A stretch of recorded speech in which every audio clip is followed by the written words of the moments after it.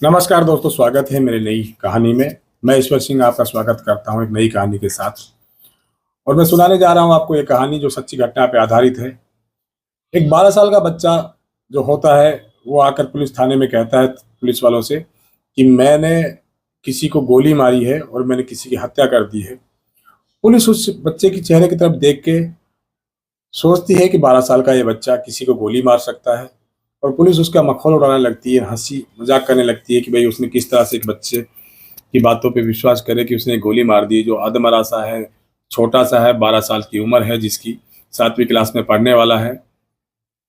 तो उसकी बात पुलिस नहीं मानती है और पुलिस उसके साथ मखौल करती है। लेकिन जब वो बार बार कहता है कि मैंने सोनू सिंह को मार दिया है, सोनू सिंह को मार दिया है, तो पुलिस उसके साथ चल देती है, देखती है कि वाकई में सोनू सिंह को उसने गोली मारी है। ये कहानी है एक भाई की अपनी बहन के साथ हुए अत्याचार का बदला लेने की। सुनाते हैं कहानी आपको विस्तार से। यह कहानी हरियाणा के सोनीपत जिले की, जिसमें एक उचाना कस्बा होता है। उचाना कस्बा में एक फौजी होता है रणवीर सिंह। उसके दो बच्चे होते हैं, श्याम सिंह और एक बच्ची होती है सुनीता। सुनीता महज 16 साल की, जो 12वीं क्लास में पढ़ती है, और श्याम सिंह जो 7वीं क्लास में पढ़ता है, उसकी उम्र करीब 12 साल रही होगी। दोनों बच्चे बहुत ही होनहार होते हैं। रिटायर्ड फौजी होता है उनका पापा, और अपने घर से रोजाना स्कूल दोनों साथ पढ़ाई करने के लिए जाते हैं। 80 rupees received। उनका स्कूल घर से करीब 1 किलोमीटर दूरी पर पड़ता है। दोनों भाई बहन साथ साथ स्कूल जाते हैं। उनकी यही दिनचर्या होती है कि सुबह स्कूल जाना, शाम को लौट के आकर अपने घर के कामों में हाथ बटाना। इस तरह की दिनचर्या होती है दोनों बच्चों की। एक दिन सुबह दोनों बच्चे उठते हैं, नहा धोकर के स्कूल के लिए तैयार होते हैं। तभी अचानक श्याम सिंह कहता है कि मेरे आज पेट में दर्द है, मैं स्कूल नहीं जा सकता। स्कूल नहीं जा सकता, ये बात सुन के उसका पिता कहता है कि चलो कोई बात नहीं, आप स्कूल नहीं जा सकते तो आप स्कूल मत जाओ। और सुनीता जो उनकी बिटिया होती है उसको अकेले ही स्कूल जाने के लिए वो कह देते हैं। तो सुनीता अपने घर से अकेले ही स्कूल के लिए निकल जाती है। करीब 1 किलोमीटर चलने के बाद स्कूल पहुंचती है। स्कूल पहुंच के वो पूरे दिन स्कूल में पढ़ाई करती है। पढ़ाई करने के बाद वो छुट्टी होती है दिन के 2 बजे, और वो अपने घर के लिए, दिन के 2 बजे स्कूल की छुट्टी होती है और वो लड़की अकेली अपने घर के लिए निकल जाती है। स्कूल से निकल के करीब थोड़ी दूर चलती है तो अचानक उसको हॉर्न की आवाज आती है। बार बार उसको कोई आवाज लगाता है, वो आवाज सुनती है, पीछे पलट के देखती है तो गांव के ही सरपंच ज्ञान सिंह का लड़का सोनू सिंह, जो उसको बाइक पे बैठा बार बार में हॉर्न बजाता है, आवाज देता है। तो वो उससे पूछते हैं कि क्या बात है, क्यों हॉर्न दे रहे हो, क्यों बजा रहे हो। तो वो कहता है कि मैं आपके घर की तरफ ही जा रहा हूँ और आपको मैं वहां छोड़ दूंगा, तुम अकेली हो, तुम्हारा भाई नहीं आया है। तो वो उसको बाइक पे बैठने के लिए कहता है। सुनीता कुछ सोचती है और सोच के फिर कहती है कि चलो हमारे गांव का लड़का है, मैं थोड़ा जल्दी पहुंच जाऊंगी। तो उसके साथ वो बाइक पे बैठ जाती है। बाइक पे बैठ के जैसे ही बाइक आगे बढ़ती है, करीब वहां से थोड़ी दूर चलने के बाद में एक जंगल आता है, और जंगल में से जब बाइक गुजरती है तो सोनू सिंह गहरे जंगल में ले जाकर के बाइक को रोक देता है और अपनी रिवॉल्वर निकाल लेता है। रिवॉल्वर उसकी कनपट्टी पे लगा देता है। उससे कहता है कि आप सारे कपड़े उतारिए अपने, और रिवॉल्वर की नोक पे वो उसके सारे कपड़े निकला के उसको नंगा करके उसके साथ प्राकृतिक अप्राकृतिक यौन शोषण करता है, बलात्कार करता है। करीब 2 घंटे वो अब इस घटना को अंजाम देता है और हैवानियत की हदें पार कर देता है। जब बच्ची 2 घंटे 4 बजे तक अपने घर नहीं पहुंचती है तो उसके पिता रणवीर सिंह उस बच्ची को ढूंढने के लिए निकलते हैं, और सब जगह ढूंढते हैं तो उसको बच्ची नहीं मिलती। शाम को 6 बजे करीब वो घर आ जाते हैं। तो लड़खड़ाती हुई सुनीता अपने घर लौटती है 6 बजे, और आकर के वो पूरी कहानी सुनाती है कि किस तरह से उसको बाइक पे बैठा करके ले गया सोनू सिंह और जंगल में जाके उसके साथ बलात्कार किया और उसके साथ इस घटना को अंजाम दिया, उसका यौन शोषण किया। तो ये कहानी उसका बेटा भी सुनता रहता है, जो महज 12 साल की उम्र का होता है। उसके इस तरह के अत्याचार, इस तरह की घटना के बारे में सुन के उसके दिमाग पे बहुत ही गहरा असर पड़ता है, और वो सन्न रह जाता है कि उसकी बहन के साथ इस तरह की हत्या होती है। लेकिन पिता उनको समझाता है कि हम पंचायत में जाएंगे, पंचायत उनको दंड देगी, पंचायत में हम फैसला करवाएंगे। इसी बात को सोचकर रात को ही वो रणवीर सिंह पंचायत के लोगों के पास जाता है, पंचों से बातें करता है। पंचों को सारी बात बताता है।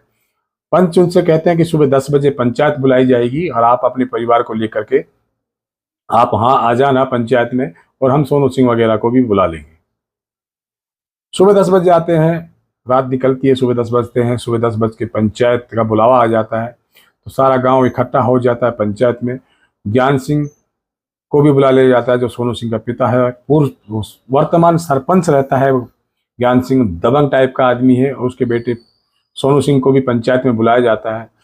पंचायत दोनों पक्षों की बात सुनती है। बात सुनने के बाद में सोनू सिंह कहता है कि मैं उस दिन गांव में ही मौजूद नहीं था, मैं गांव से बाहर था, और अपने किसी दोस्त से कहलवा देता है कि हम दोनों कहीं गांव से बाहर गए हुए थे और हम दोनों गांव में नहीं थे। इस तरह की जब बातें सुनती है, किसी की गवाही मिलती है, तो पंचायत कहती है कि भाई सोनू सिंह झूठ बोल नहीं सकता, क्योंकि उसका एक दोस्त है, वो जो बता रहा है उसका गवाह है। तो सोनू सिंह की बातों पे वे विश्वास कर लेते हैं। ज्ञान सिंह एक दबंग सरपंच होता है, उसकी दबंगी के आगे पंच ज़्यादा विचार नहीं करते हैं, और सोनू सिंह की बात को ही मान ली जाती है, और सुनीता को झूठा करार कर दिया जाता है, और आरोप लगा दिया जाता है कि सुनीता उसके साथ झूठा फंसा रही है, उसे पैसे हटने के एवज में इस तरह की षड्यंत्र रच रही है। और इस तरह से सोनू सिंह की बात मान ली जाती है, पंचायत को बर्खास्त कर दिया जाता है। मायूस होकर पिता रणवीर सिंह, जो फौज से रिटायर है, वो पुलिस के पास जाता है। पुलिस इंस्पेक्टर को सारी वारदात बताता है कि इस तरह से मेरी बच्चे के साथ इस तरह की घटना हुई है, सरपंच ज्ञान सिंह के बेटे सोनू सिंह ने ये घटना को अंजाम दिया है। लेकिन जब पुलिस को पंचायत की बात बताता है, पंचायत में जो होती है कि पंचायत भी उसी के फेवर में फैसला देती है, तो पुलिस उससे कहती है कि जो पंचायत फैसला कर चुकी है, तो पुलिस उसमें क्या कर सकती है, पुलिस इसमें कुछ नहीं कर सकती, और सोनू सिंह ठीक कह रहा है और आप गलत कह रहे हो। तो पुलिस की इस तरह की बातें सुन के मायूस होकर अपने घर लौट आता है।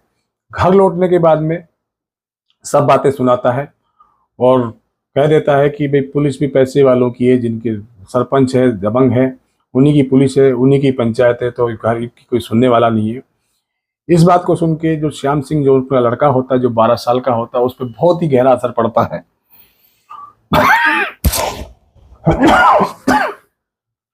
बहुत गहरा असर पड़ता है इन बातों का। वो दुखी हो जाता है, लेकिन सभी सामान्य होकर सोने की एक्टिंग करता है। रात भर वो सो जाता है। सुबह फिर से दिनचर्या शुरुआत करते हैं, और नहा धो करके बच्चे स्कूल जाने के लिए तैयार होते हैं। सुनीता और सोनू सिंह दोनों स्कूल के लिए तैयार होते, तो अचानक सोनू सिंह जो होता है, श्याम सिंह जो होता है, अरे इसमें तो घड़ी का, दोनों बच्चे स्कूल के लिए तैयार होते हैं। तैयार होने के बाद स्कूल जाने लगते हैं, तो श्याम सिंह जो होता है वो अचानक कमरे में जाता है, जहाँ उसके पिता की लाइसेंस की रिवॉल्वर और गोलियां रखी रहती है। तो गोलियां लोड करके और रिवॉल्वर को अपने बैग में छुपा करके स्कूल की तरफ चल देते हैं। रास्ते में थोड़ी दूर चलने के बाद में श्याम सिंह कहता है कि आज मेरे पेट में फिर से दर्द हो गया है, मैं वापस घर जा रहा हूँ, और सुनीता को वो अकेला ही स्कूल भेज देता है। और वो घर का बहाना बना करके वहां से वापिस आता है, लेकिन वो घर नहीं जाता। पूरे दिन वो गांव में सोनू सिंह को ढूंढता रहता है। श्याम सिंह सोनू सिंह के बारे में पता करता है, हर गली मोहल्ले में उसको ढूंढता है, लेकिन सोनू सिंह उसको कहीं नहीं मिलता। वो गांव में किसी से पता करता है, अपने चाचा से, कि आपने सोनू सिंह को देखा क्या। उसके चाचा बताते हैं कि सोनू सिंह नहर की तरफ गया है। तो लड़का नहर की तरफ ही चला जाता है, जहां देखता है सोनू सिंह शराब के नशे में धुत है और शराब पी रहा है। श्याम सिंह सोनू सिंह के पास चला जाता है और देखता है कि वो नशे में बहुत ही भयंकर नशा हो जाता है, और श्याम सिंह नहर किनारे ही लेट जाता है। सोनू सिंह नहर किनारे ही लेट जाता है, तो श्याम सिंह को मौका मिलता है, और वो उस पर लगातार 4 गोलियां से फायर करता है। 4 गोली फायर करके वो उसको मार देता है, और मार करके वो सीधा पुलिस थाने पहुंचता है। पुलिस को ये बातें बताता है कि मैंने इस तरह से सोनू सिंह को मार डाला है, लेकिन पुलिस उस पर विश्वास नहीं करती है। लेकिन फिर देखती है जाकर के भाई वाकई में इसने गोली मार दी है। श्याम सिंह सोनू को गोली मारकर सीधा पुलिस के पास पहुंचता है। पुलिस उसकी बातों पे विश्वास नहीं करती है, तो उसके पिता जो होता है ज्ञान सिंह सरपंच, वो भी थाने पहुंच जाता है, पुलिस को बताता है। तो पुलिस के पैरों के नीचे से जमीन खिसक जाती है, और पुलिस पूछती है कि आपने इस घटना को अंजाम क्यों दिया। तो श्याम सिंह कहता है कि जब आपको सभी बातों का पता है, मेरे पिता आपके पास आए थे उसके खिलाफ रिपोर्ट करवाने, तो आपने रिपोर्ट नहीं करी, और जब कहीं से भी मुझे इंसाफ नहीं मिला और मेरी बहन के साथ इस घटना को अंजाम दिया, और वो जिंदा आवारा लड़का सरेआम गांव में घूमता है, हंसी ठिठोली करता है तो मुझसे रहा नहीं गया और मैंने उसको गोली मार दी। पुलिस जब इस पूरी बात को सुनती है तो पुलिस को अपनी गलती पे पछतावा होता है और पुलिस इस केस का चालान करके न्यायालय में पेश करती है। जब जज इस बात की पूरी घटना की जानकारी लगती है, जज सुनता है कि किस तरह से यह घटना को अंजाम दिया गया, किस तरह की ये घटना है, तो जज साहब की आंखों से भी आंसू आ जाते हैं। लेकिन कानून के सामने मजबूर होते हुए उसे जुडिनाइल भेज दिया जाता है, जहां बच्चों को बाल सुधार गृह होता है, जहां जो नाबालिग बच्चे होते हैं उनको रखा जाता है और उनको सुधार गृह में अच्छी शिक्षा दी जाती है कि भाई ऐसे ऐसे क्राइम नहीं करना चाहिए। और 3 साल के लिए जुडिनाइल में भेज दिया जाता है श्याम सिंह को, और श्याम सिंह जुडिनाइल में रह करके 3 साल बिताता है और वो अपनी बहन का बदला लेता है। ये कहानी है, ये कहानी है एक छोटे बच्चे की जो आहत हो जाता है कि उसकी बहन के साथ इस तरह का अत्याचार हुआ। हम आपके लिए ऐसी कहानी लाते रहेंगे। नेक्स्ट वीडियो मिलेगा कल रात 8 बजे। जब तक के लिए धन्यवाद। जय हिंद।